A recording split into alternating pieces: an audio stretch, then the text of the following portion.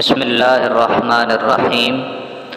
السلام علیکم ورحمۃ اللہ وبرکاتہ۔ دوستو، آج ایک بہت ہی اہم پر ہم گفتگو کرنے جا رہے ہیں،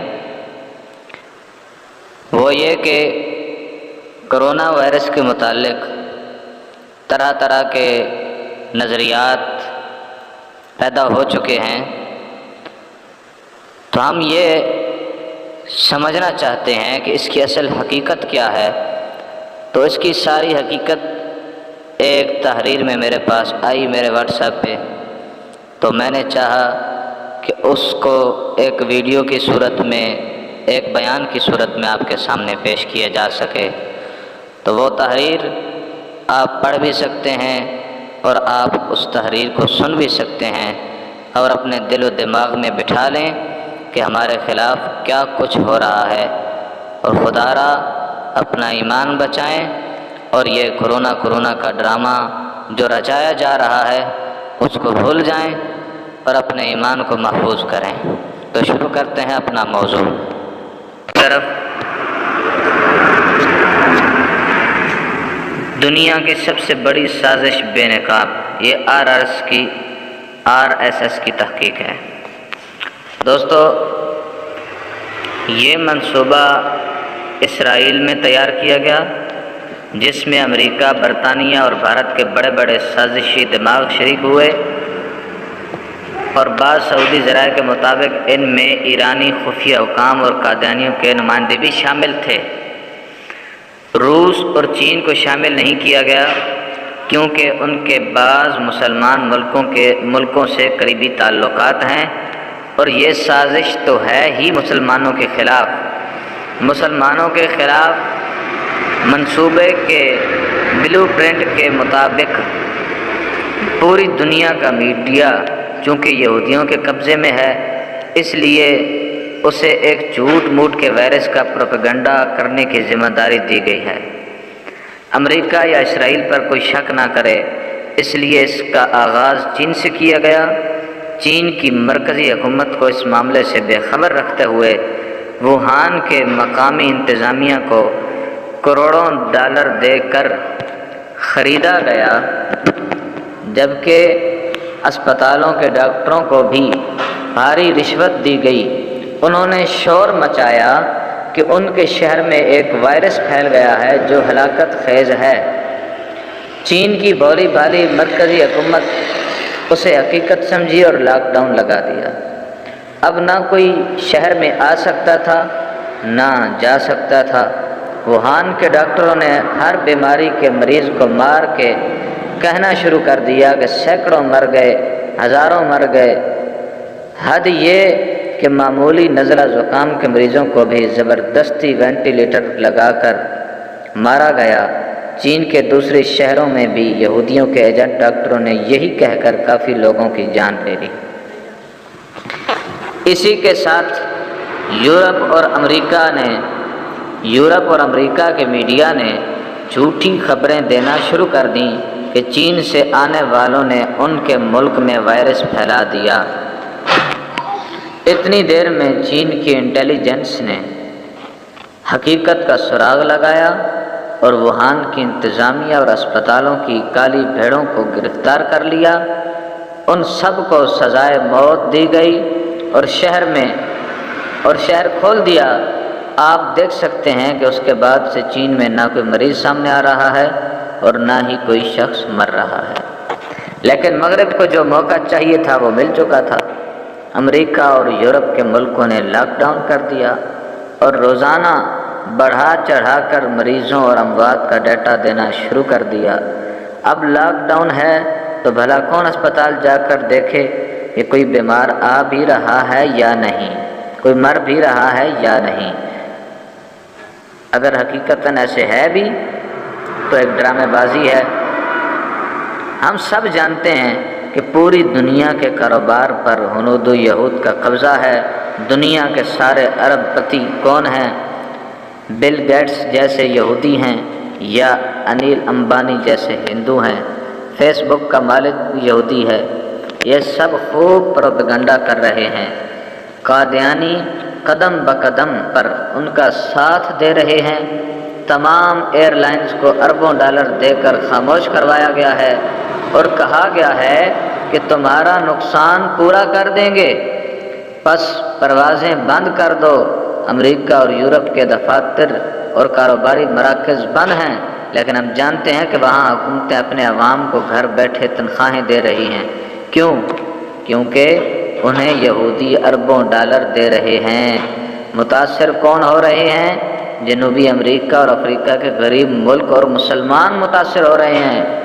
عمران خان کو شک ہو گیا، اسی لیے وہ بار بار مغربی ملکوں سے کہہ رہے ہیں کہ غریب ملکوں کے قرضے معاف کر دو۔ ہو سکتا ہے شاید ان کو اس سیاست کا علم بھی ہو، یہ ساری سازش کا علم بھی ہو، تو چھپائے بیٹھے ہیں، لیکن اللہ تعالیٰ بہتر جانتا ہے۔ مغربی ممالک اور IMF مخلص ہوتے اور واقعی کوئی وبا آئی ہوتی تو قرضے معاف کیے جا چکے ہوتے، لیکن وہ کبھی ایسا نہیں کریں گے، کیونکہ یہی تو اصل سازش ہے۔ روس پہلے اس سازش میں شریک نہیں تھا، اس کے ملک سے کسی مریض یا موت کا ذکر نہیں آ رہا تھا، لیکن پھر پیوٹن کو اعتماد میں لیا گیا۔ اس کے لیے چیچنیا کے نوجوان مصیبت بنے ہوئے ہیں۔ اسے جب معلوم ہوا کہ سازش کا نتیجہ کیا نکلے گا تو وہ بھی مان گیا۔ اب آپ خود دیکھیں، روزانہ روس میں ہزاروں لوگوں کے مرنے کی جھوٹی خبریں آنا شروع ہو گئیں۔ پاکستان کا میڈیا بھی اس سازش میں شریک ہے، اسی لیے یہودیوں کے ایجنٹ میر شکیل الرحمان کو نیب نے پکڑا ہوا ہے، کیونکہ ISI کو اندر کی بات معلوم ہو گئی ہے۔ لیکن یہ کھیل اتنا بڑا ہے کہ مالک کی گرفتاری کے باوجود جیو اور دوسرے چینل مسلسل پروپیگنڈا کر رہے ہیں کہ پاکستان میں اتنے لوگ بیمار ہو گئے، اتنے لوگ مر گئے۔ سندھ میں پیپل پارٹی کی حکومت ہے جو ہمیشہ غیر ملکی طاقتوں کی اعلی کار رہی ہے، اسی لیے اس نے سب سے پہلے لاک ڈاؤن کیا اور وزیر اعلیٰ نے یہودیوں کی زبان میں عوام کو ڈرایا دھمکایا۔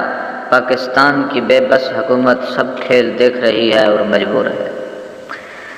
اب تک پورے ملک میں بلکہ پوری دنیا میں ایک بھی شخص ایسا نہیں جو قسم کھا کر کہہ سکے اس نے کرونا وائرس کا کوئی مریض دیکھا ہے یا کوئی اس سے مرا ہے۔ ظاہر ہے کہ ایسا ہو تو پتہ چلے یہ سب جھوٹ ہے۔ آپ جانتے ہیں کہ امریکہ اور یورپ کے ڈاکٹر بار بار کہہ رہے ہیں کہ کرونا وائرس کا کوئی علاج نہیں۔ ایسا اس لیے کہہ رہے ہیں کہ وائرس ہے ہی نہیں، ہوتا تو اس کا علاج کیا جاتا۔ اسی طرح اب ذیلی خبریں آ رہی ہیں کہ امریکہ اور یورپ میں ویکسین بنانے کی کوششیں کی جا رہی ہیں۔ کیا آپ نے سنا کہ چین سے ایسی کوئی خبر آئی ہو؟ چین دنیا کی ہر چیز بناتا ہے، پھر ویکسین کیوں نہیں بنا رہا؟ اس لیے کہ وائرس ہو تو ویکسین بنائی جائے۔ چین کو تو حقیقت معلوم ہو چکی ہے۔ اب اصل میں ہوگا یہ کہ امریکہ اعلان کرے گا کہ اس نے ویکسین بنا لی ہے، اس کا خوب پروپیگنڈا ہوگا، کسی یہودی ڈاکٹر کو اس ذیلی کارنامے پر نوبل انعام بھی دیا جائے گا، پھر ویکسین کے نام پر ایک دوا پوری دنیا میں پھیلائی جائے گی جس کا نام ہے نینو چپ، ہیں جی، وہ انجیکشن لگایا جائے گا۔ یورپ اور امریکہ میں یہ دوا مردانہ طاقت میں اضافے کی ہوگی، لیکن ایشیا، افریقہ اور جنوبی امریکہ کو جو دوا فراہم کی جائے گی اسے پینے والے کمزور ہو جائیں گے، وہ بچے پیدا کرنے سے معذور ہو جائیں گے، اگر اولاد ہوگی بھی تو وہ جسمانی طور پر کمزور ہوگی، یعنی یہ نسل نہیں تو اگلی نسل ضرور بانجھ ہوگی۔ یورپ اور امریکہ، کینیڈا میں مقیم مسلمانوں کو بھی وہی دوا دی جائے گی جس سے ان کی تعداد کم ہو۔ کیا یہ کوئی راز ہے کہ امریکہ اور یورپ مسلمان پناہ گزینوں سے تنگ آ چکے اور ان سے جان چھڑانا چاہتے ہیں؟ اس سے پہلے بھی ہنود و یہود اور قادیانیوں کے ایما پر امریکہ، یورپ اور اقوام متحدہ کئی بار مسلمانوں کی آبادی کم کرنے کے حربے آزما چکے ہیں۔ قادیانیوں کی کمپنی شیزان کی مصنوعات میں دوائیں ملائی گئیں، لیکن مسلمانوں نے انہیں خریدنا چھوڑ دیا۔ پھر آیوڈین ملا نمک پھیلایا گیا، لیکن خوش قسمتی سے اس کا مسلمانوں پر اثر نہیں ہوا، اگر ہوا تو بہت کم۔ پھر پولیو ویکسین میں نسل کشی کے قطرے ملائے گئے، لیکن اس کا پول بھی کھل گیا۔ ہر طرف سے مایوس ہو کر عالمی طاقتوں نے اس بڑے کھیل کا آغاز کیا، لیکن ہم مسلمان ہیں، راسخ العقیدہ ہیں، ہمارا ایمان مضبوط ہے کہ ہنود و یہود و کنود کا کوئی منصوبہ کبھی کامیاب نہیں ہو سکتا۔ اللہ ہم مسلمانوں کے ساتھ ہے، اور اسی طرح ہمارے پاکستان میں سب بک چکے ہیں۔ ابھی کچھ دن پہلے اکرم نام کے بندے کے ساتھ واقعہ پیش آیا، اس کو بھی مار دیا گیا۔ اس کے گھر والوں کا کہنا تھا وہ 1 سال سے شوگر کا مریض تھا، شوگر زیادہ ہونے کی وجہ سے بے ہوش ہو جاتا تھا۔ مرحوم کے مرنے سے 1 دن پہلے شوگر زیادہ ہو گیا اور سانس لینا مشکل ہو گیا۔ مریض کو انڈس ہسپتال لے کے آئے اور انہوں نے اس کو چیک کر کے جناح ہسپتال منتقل کر دیا۔ ہسپتال منتقل ہونے کے بعد ایک وارڈ میں داخل ہو گیا اور مرحوم کی تکلیف بھی ختم ہو گئی۔ رات کو 4 بجے ایک ایمبولینس آتی ہے، مرحوم کا ایک بیٹا نیچے ہی تھا۔ اس نے ایمبولینس کے ڈرائیور سے پوچھا کہ آپ لوگ کرونا ٹیم کے ہو اور یہاں کیسے آئے ہو؟ تو ڈرائیور کا کہنا تھا کہ ہم وارڈ نمبر 23 سے ڈیڈ باڈی لینے آئے ہیں۔ تو ان سے ڈیڈ باڈی کے بارے میں پوچھا گیا تو اس نے کہا کہ کرونا کا مریض فوت ہو گیا ہے، اس کا نام اکرم ہے، اس کی ڈیڈ باڈی لینے آئے ہیں۔ تو مرحوم کے بیٹے نے کہا میرا والد تو زندہ اور وہ چل پھر رہا ہے اور باتیں بھی کر رہا ہے، وہ تو زندہ ہے۔ ڈرائیور کہنے لگا ہمیں جو آرڈر ملا ہم وہ فالو کرتے ہیں۔ اس کے بعد 5:30 بجے مرحوم کا بیٹا کسی کام سے وارڈ سے نیچے آتا ہے اور 15 منٹ کے بعد دوبارہ وارڈ میں جاتا ہے تو سامنے سے ڈاکٹر آتا دکھائی دیا۔ تو ڈاکٹر قریب آیا اور مجھے بتایا کہ آپ کا والد فوت ہو چکا ہے بیٹا۔ مجھے بہت حیرت ہوئی کہ ڈرائیور اور ایمبولینس کو فوت ہونے سے 2 گھنٹے پہلے کیسے پتہ چلا کہ اس مریض کی ڈیتھ ہو جائے گی، اور اس کی ڈیڈ باڈی لینے کے لیے 2 گھنٹے پہلے ہی پہنچ گئے۔ شاید ہو سکتا ہے کہ ملک الموت نے ان کو پہلے سے بتا دیا ہو کہ یہ بندہ 2 گھنٹے کے بعد مر جائے گا، تو تم لوگ 2 گھنٹے پہلے ایمبولینس لے کے پہنچ جاؤ۔ مرحوم کے گھر والوں کا کہنا ہے ہمارے بندے کو مارا گیا ہے۔ اسی طرح اور لوگ جن کے رشتہ داروں کے مریض مر گئے ہیں، سب کی داستان ایک جیسی ہے، اور لاشوں پہ سیاست ہو رہی ہے اور لاشوں کو بیچا جا رہا ہے۔ ذرائع کے مطابق 1 لاکھ سے 30 لاکھ تک ایسی ڈیڈ باڈی بیچی جا رہی ہیں، اور یہ بھی ایک عالمی سازش ہے۔ ہمارے ساتھ بھی ایسا ہوا، ہمارے ایک عزیز فوت ہوئے، وہ بھی شوگر کے مریض تھے، انہوں نے بھی ایسا کیا، لیکن ہم نے وہاں سے اپنے میت کو نکال لیا، اپنے ڈیڈ باڈی کو نکال کے خود جنازہ پڑھا کے دفن کیا۔ آگے کیونکہ شک و شبہات اور مشکوک حرکتوں سے پتہ چلتا ہے کہ کوئی خفیہ سازش ہو رہی ہے۔ کرونا وائرس سے لوگوں کو زیادہ سے زیادہ ڈرایا جا رہا ہے، اور اگر یہ حقیقت ہوتی اور پھیلنے والی وبا ہوتی تو جس طرح کی بے احتیاطی ہو رہی ہے اس سے تو یہ وبا بہت زیادہ پھیل جاتی اور اموات بھی بہت زیادہ ہو جاتی۔ ہماری حکومت اور سپریم کورٹ سے استدعا ہے اس پہ تحقیقات کروائی جائیں، جو لوگ کرونا وبا کی وجہ سے فوت ہو گئے ہیں ان کا پوسٹ مارٹم کروایا جائے۔ محمد الیاس آرائی اور ان کے گھر والوں سے پوچھا جائے ان کو پہلے سے کیا بیماری تھی۔ ابھی تک کوئی بھی کرونا کا مریض اپنے گھر پہ نہیں مرا، جو بھی مر رہے ہیں وہ اسپتال میں مر رہے ہیں، اور مرنے والے کی کہانی اسی طرح ہے جیسے اکرم کی ڈیتھ ہوئی ہے۔ کچھ ذرائع سے پتہ چلا اب تک جو بھی ڈاکٹر کرونا کی وجہ سے فوت ہوئے ہیں وہ اس سسٹم سے باغی ہو گئے تھے، تو ان کو ٹھکانے لگا دیا گیا تاکہ پردہ فاش نہ ہو جائے۔ میری اس تحقیقات سے ہو سکتا ہے وہ مجھ پہ بھی اٹیک کریں، اور اس راز کو فاش کرنے کے جرم میں مجھے الیاس آرائی کی طرح مارا بھی جا سکتا ہے، لیکن میری زندہ ضمیری اپنے اداروں سے التماس ہے وہ خود بھی تحقیقات کریں اور اس وبا کی اصلیت کو سامنے لایا جائے۔ تو دوستو یہ تھی کرونا کی اصلیت، اور اگر آپ لائیو کرونا وائرس پہ تحقیقات کرنی ہے تو آپ کے لیے میں حاضر ہوں۔ کرونا کے مریض کے ساتھ 14 دن رہوں گا کیمرے کی نظر کے سامنے، اور میرے پاس کوئی ڈاکٹر نہ آئے، کوئی ڈاکٹر میرے پاس نہ آئے تو دیکھ لینا کچھ نہیں ہوگا، نہ ہی کرونا کا مریض مرے گا اور نہ ہی میں مروں گا کرونا کی وجہ سے۔ انشاءاللہ اس کے ساتھ ایک برتن میں کھاؤں گا۔ اس سے ثابت ہو گیا کہ کرونا کچھ بھی نہیں۔ میری آپ لوگوں سے التماس ہے کہ اس ویڈیو کو، اس پوسٹ کو شیئر کریں تاکہ سب کو عالمی سازشوں کا پتہ چل جائے۔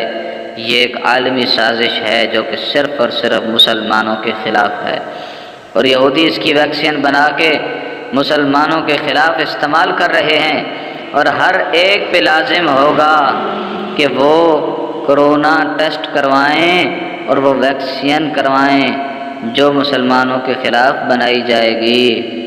تو دوستو یہ تھی آج کی ہماری تحریر۔ اب اس پہ میں آپ کو یہ عرض کرتا چلوں کہ اگر حقیقتاً کرونا ہے تو کیا یہ کرونا صرف مسجدوں میں آتا ہے؟ آپ دیکھیں بازاروں میں، بازار بھرے پڑے ہیں، سبزی منڈیاں بھری پڑی ہیں، کیا وہاں یہ کرونا نہیں آتا؟ بینکوں میں اتنا رش لگا ہوا ہے، کیا وہاں کرونا نہیں آتا؟ جہاں پہ امداد دی جا رہی ہے، یوٹیلٹی اسٹورز پر اتنا رش لگا ہوا ہے، کیا وہاں کرونا نہیں آتا؟ میڈیا کے تمام اینکر ایک جگہ پہ بیٹھے ہوئے ہیں اور پارلیمنٹ ہاؤس میں روزانہ اجلاس ہو رہے ہیں، کیا وہاں کرونا نہیں آتا؟ سوچنے کی بات ہے کہ یہ کرونا ایک مسجدوں میں جاتا ہے، صرف مسجدوں میں اس کا داؤ چلتا ہے، کیا اس کی دشمنی مسجدوں کے ساتھ ہے؟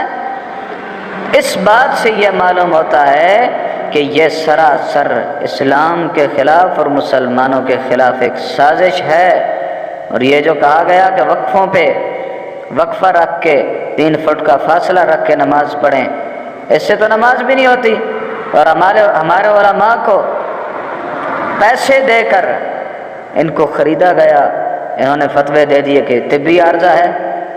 میں یہ دعویٰ کرتا ہوں کوئی بھی تاریخ اسلام کی کسی کتاب میں، کسی فقہ کی کتاب میں، کسی مکتب فکر کی کتاب میں یہ ثابت کوئی بھی نہیں کر سکتا کہ جنگی حالات میں بھی اس طرح نماز پڑھی گئی ہو۔